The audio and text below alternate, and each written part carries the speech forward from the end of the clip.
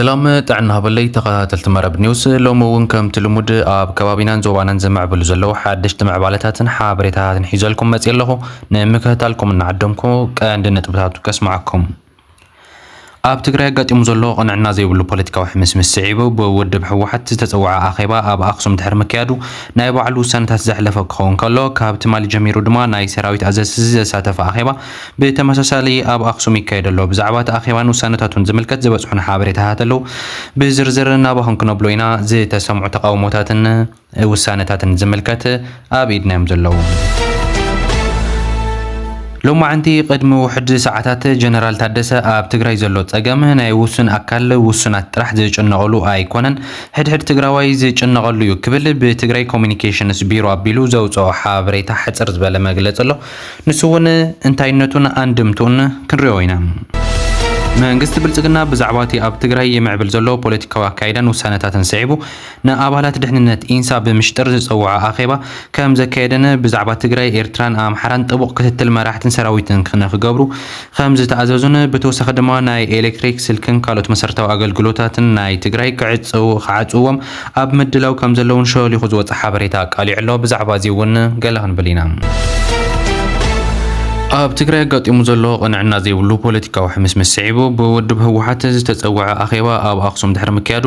ናይ ባዕሉ ውሳነታት ዘሕለፈ ክኸውን ከሎ ካብ ትማሊ ጀሚሩ ድማ ናይ ሰራዊት ኣዘዝቲ ዘሳተፈ ኣኼባ ብተመሳሳሊ ኣብ ኣክሱም ክካየድ ውዒሉ ኣሎ ሎማዓንቲ እውን እናቐፀለ ከም ዘሎ ዝበፅሐና ሓበሬታ የመላኽት ኣሎ ብዛዕባ እቲ ኣኼባን ውሳነታትን ዝምልከት ዝበፅሑና ሓበሬታታት ድማ ኣብ ዝሓለፈ እቲ ናይ ሕወሓት ኣኼባ ክካየደሉ ዝቐነየ ኣብ ኣክሱም ክኸውን ከሎ እቲ ዋና ውሳነታቱ ድማ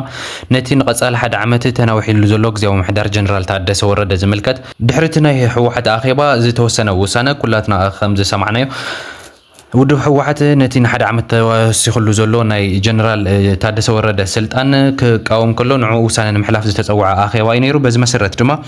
38 ድምፂ ድጋፍ ክኸውን ከሎ እዚ ድጋፍ እዚ ጀነራል ታደሰ ወረደ ብሓይሊ ተወሪዱ እቲ ቅድሚ ኩናት ዝነበረ ናይ ትግራይ ስሩዕ ዝኾነ ምምሕዳር ናብ ትግራይ ክምለስ ኣለዎ ዝብል ውሳነ እዩ እዚ ውሳነ እዚ ድማ ብ38 ኣባላት ሕወሓት ክጸድቕ ከሎ ክድገፍ ከሎ ብ4 ድማ ተቃውሞ ገጢሙ ኣሎ ንሳቶም ማለት እውን እቶም 4 ድማ ኣለም ገብረዋህድ ዶክተር ፍሳህ ሃብተጽዮን ዶክተር ሰሎሞን ኪዳኑን ተክላይ ገብረ መድህንን ከም ዝኾኑት ዝበፅሐና ሓበሬታ ቃሊዑ ኣሎ ድምፂ ተኣቅቦ ድማ ክልተ ኮይኖም ዶክተር ኪሮስ ጉዕሽ ክብሮም ፍሳህየን ኮይኖም እቶም 38 ድማ ብኣብላጫ ድምፂ ስዒሮሞን ከም ዘለው ዝብል ሓደ ሓበሬታ ወፂኡ ኣሎ እንተኾነ ግን እዚ ነገር እዚ ሕዚ እውን ንሕወሓት ኣብ ብዙሕ ሽርፍራፋት ዝኸፋ فلن حزون حيلان عقمان الناس أنا تخيل كم زلان زرقي ملكتات بتعمي بعبيو درجة تسفح في عقد إلو خمزلون أب منقوم زي متممان عبي مفرخ خاسن أقاد إمو خمزلو يزبط حنا حدش حبري تخازن ملاخ زلو بزي توسخ دما ድሕሪት ናይ ሕወሓት ናይ ኣብላጫ ድምፂ ዝበሉ ውሳነ ናይ ሰራዊት ኣዘዝቲ ድማ ብተመሳሳሊ ድሕሪት ናይ ሕወሓት ኣኼባ ሕዝውን ካብ ትማሊ ጀሚሩ ክሳብ ሎሚ ኣኼባ እናካየዶም ዝርከቡ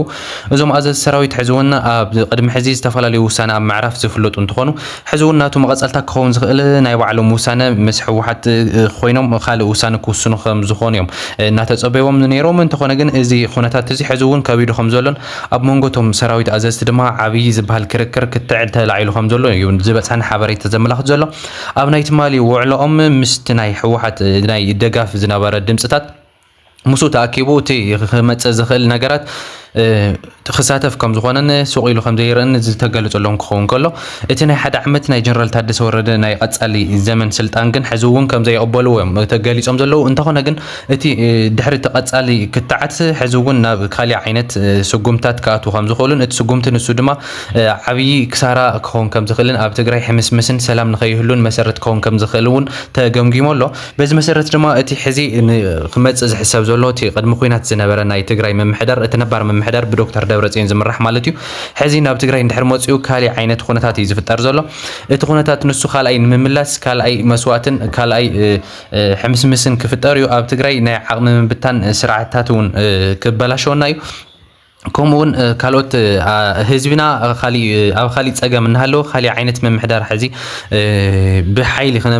نمكرول زلنا ساعات كاب هزبنا خبصحنا زخل تقاومون كناسلو حيقبا خبليهم قمقيمهم زلو مالتي خبرت تخاتلتي ازي بتاع عبي زبحال ابديت يوتهم مناي سراويت ازازتي نز نجر زي بقليلو كريو ويدلين كم تناي حوحات وسنه 38 زاكل ناي دمصي دغف كوها بايكالن كسراويت ازاز سراويت حزون نز نجر زي بصبق دغونن بتنكر غونن بدكما غونن كغمغمو يوم وعلم زلو بز مسرت دما لو ما انتون ان خايد زركب تاخيبا اب مጨረሻ عبيت زبالو سنتات كحلف كم زخونه تصويت زغبرال زلو انت هونه ግን እቲ አጋጢሙ ዘሎ ዓብይ ክትዕን خالوت ገምጋማትን ግን ነዚ ውሳነ እዚ ከመይ ክሪኦ ይኸውን ዝብል ኣብ ጥርጣረ ከውድቆ ኢለሎ እቲ ሓበሬታ እዚ ድማ እናተኸታተልና ናባኹን ክነብፅሕና ናብ ኩሉ ህዝብና ንኽበፅሕ ሼር ግበርዎ ክብለኩም ይደሊ ናፍቲ ናይ ቀፀል ሓበሬታና ክሓልፍ ከለኹ ከዓ ጀነራል ታደሰ ወረደ ሎማዓንቲ ብትግራይ ኮሚኒኬሽን ኣፌርስ ቢሮ ኣቢሉ ኣብ ትግራይ ዘሎ ጸገም ናይ ውሱን ኣካል ውሱናት ጥራሕ ዝጭነቀሉ ኣይኮነን ሕድሕድ ትግራዋይ ዝጭነቀሉ እዩ ክብል ሕጽር ዝበለት መግለጺ እዩ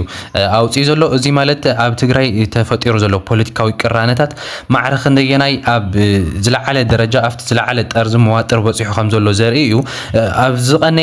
ናይ ሕወሓት ኣኼባታት ትኩሉ ሓበሬታት ክወጽሑ ዝቐነ ጀነራል ታደሰ ወረደ ሎማዓንቲ ብሕጽር ዝበለት ቃል ንትግራይ ዝጭነቕ ውሱን ኣካል ክኾነ ይኽእልን ሕድሕድ ትግራዋይ ትግራይ ዝጭነቀላን አባዕሉ ኣብ ትግራይ ተፈጢሩ ዘሎ ፖለቲካዊ ይኹን ካልኦት ሽግራት ዝጭነቀሉ ማሕበረሰብ ኣለና ክብል እዩ ሕጽር ዝበለ መግለጽ ኣውጽኢ ዘሎ እዚ ነገር እዚ ሕዝውን ኣብ ትግራይ ኣብ ሞንጎ ጀነራል ታደሰ ወረደን ኣብ ሞንጎ ሕወሓትን ዘሎ ፍልልይ ዘርኢ እዩ ቁልጭ ኣቢሉ ዘርኢ እዩ እቲ ህዝብና ማዕረኽ እንደገና ነዚ عتوبي كهاتلولو زبل كالي حتى خوينو انت هون ግን እቲ ኣብ ሞንጎ ህወሓትን ኣብ ሞንጎ ፌደራል መንግስትን ተፈጢሩ ዘሎ ፖለቲካዊ ዘይምቅዳው ጥራይ ዘይኮነ እቲ ፖለቲካዊ ሕርፍፍናን ካሊ ናይ ዝለዓለ ናይ ሕማቕ ጠርዝን ሕዚ ድማ ካብ ፕሬዝዳንት ዝነበረ ጌታቸው ረዳ ቀፂሉ በዓል ተራ ክኸውን ዝኽእል ጀነራል ታደሰ ወረደ ክኸውን ከም ዝኽእል እዩ በቲ ዝወፁ ዘሎ ሓበሬታትን በቲ ናይ ሕወሓት ውሳነታትን ዝግመት ዘሎ በዚ መሰረት ሕወሓት በቲ ዝወሰነዎ ውሳነ መሰረት ንጀነራል ታደሰ ወረደ ብሓይሊ ካብ ስልጣን ከውርድዎ ይደልዩ እቲ ስልጣን ንሱ እንድሕር ወሪዱ ከዓ ቅድሚ ሕዚ ናብቲ ቅድሚ ኩናት ዝነበረ ብዶክተር ደብረጽዮን ዝምራሕ ዝነበረ መንግስቲ ንኽምለስ ማለት እዩ ህብረት ተኸታተልቲ እዚ ማዕረኽ እንደየናይ ሕዚ እውን ኣብ ትግራይ ካሊ ዓይነት ፖለቲካዊ ቅልውላው ይፈጥር ዝብል ካልዮ ሕቶ ሕዝውን ህዝብና ነዚ ፖለቲካዊ ኣካይዳ እዚ ማዕረኽ እንደገና ይከታተለሉ ዝብልውን ነቲ ህዝብ ዝምልከት ክኸውን ከሎ እንተኾነ ግን ኣብዚ ሰዓት እዚ ሱቕ ኢልካ ዝርአ ነገር ኣይኮነን ናፍቲ ናይ መወዳእታ ሓበሬታ ክሕልፈኩም ከለኹ ከዓ መንግስቲ ብልጽግና ብዛዕባ እቲ ኣብ ትግራይ ይምዕብል ዘሎ ፖለቲካዊ ኣካይዳን ውሳነታትን ስዒቡ ንኣባላት ድሕንነት ኢንሳ ብምሽጥር ዝተፀውዐ ኣኼባ ከም ዘካየድን ብዛዕባ ትግራይ ኤርትራን ኣምሓራን ጠወቕ ክትትል መራሕትን ሰራዊትን ንክገብሩ ከም ዝኣዘዞምን ብተወሳኺ ድማ ናይ ኤሌክትሪክ ስልክን ካልኦት መሰረታዊ ኣገልግሎታት ናይ ትግራይ ክዕፅዎምን ኣብ ምድላው ከም ዘለዉ ሸሊኹ ዝወፅእ ሓበሬታ ቃሊዑ ኣሎ በዚ መሰረት ኢንሳ ኣብዚ حز ساعات صعوق أو زبال كتتليو ونكايد دركب زون أب لعل مراحتي ناي تجري كم دما ناي إيرتران ناي فانون مالتيو حز دما زي أخوازي ناي متجرش عيلهم زوعوا ما استنكك عيلهم ذهبوا يو خون زلوا خبرة تهاتلتي تي أخوازي بأبي أحمد ببعض استمر خون كله إذن هجرزي حزون تي أب سمين زمعول زلوا بوليتيكو أكايدان تي ناي وتهدروا أسلالفان بالدعم مسجيو إنسان إذن هجرزي بيستفلا لي مخنيات كفروسون سقوم تخوسد انت زي كيلو عدنا سرعتنا أبز عبي ناي سقات درجة بس يحن كم زلون له خمس قلت اللهم يزرب زلو إذا كابز بتوسخ أب تقرأ زلو مسارة المعتاد كأس بقص نترأيو نتجمجمو إتزلو أبديت كم حيش أنت زي كيلو كأس بقص قعد أو كم دخون زبل جمجم يوم بس حمز له خبرة هاتلدي إذا حبريت هذه نافذنا نقبل صح كل حزبنا الشير جبروا ريد خوين نقص أنح مالتي خبرة هاتلدي أنت أنا قل له مع جنرال نمد الله بزازي ملخو سلام